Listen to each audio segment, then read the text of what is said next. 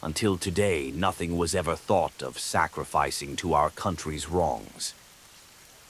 For 6 months we had worked to capture, but our cause being almost lost, something decisive and great must be done.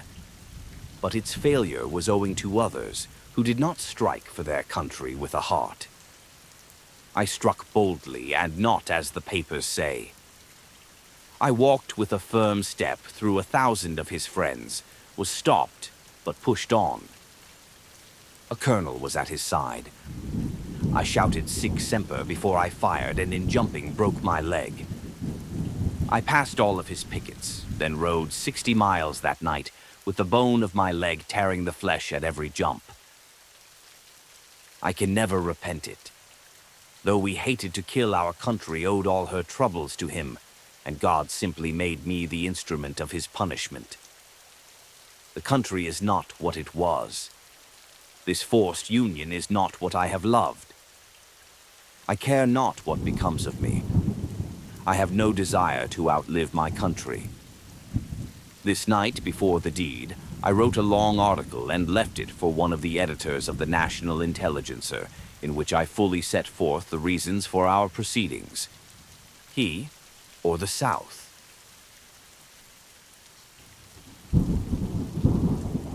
After being hunted like a dog through swamps, woods, and last night being chased by gunboats till I was forced to return wet, cold, and starving, with every man's hand against me, I am here in despair. And why? For doing what Brutus was honored for? For what made Tell a hero? And yet I, for striking down a greater tyrant than they ever knew, am looked upon as a common cutthroat. My action was purer than either of theirs. One hoped to be great himself. The other had not only his country's, but his own wrongs to avenge. I hoped for no gain. I knew no private wrong. I struck for my country, and that alone. A country groaned beneath this tyranny, and prayed for this end. Yet now behold the cold hand they extend to me. God cannot pardon me if I have done wrong. Yet I cannot see any wrong except in serving a degenerate people. The very little I left behind to clear my name, the government will not allow to be printed. So ends all. For my country I have given up all that makes life sweet and holy, brought misery upon my family, and am sure there is no pardon in the heaven for me since man condemns me so. I have only heard of what has been done, except what I did myself, and it fills me with horror. God try and forgive me and bless my mother.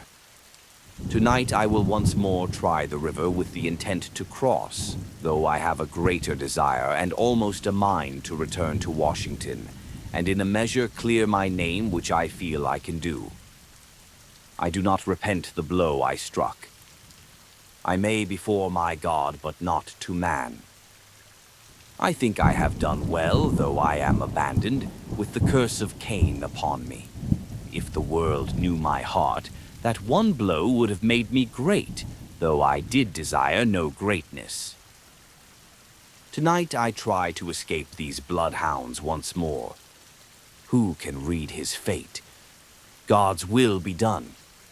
I have too great a soul to die like a criminal. Oh, may he spare me that, and let me die bravely. I bless the entire world. I have never hated or wronged anyone. This last was not a wrong, unless God deems it so, and it's with him to damn or bless me. And for this brave boy with me who often prays, yes, before and since, with a true and sincere heart. Was it crime in him? I do not wish to shed a drop of blood, but I must fight the course. 'Tis all that's left me.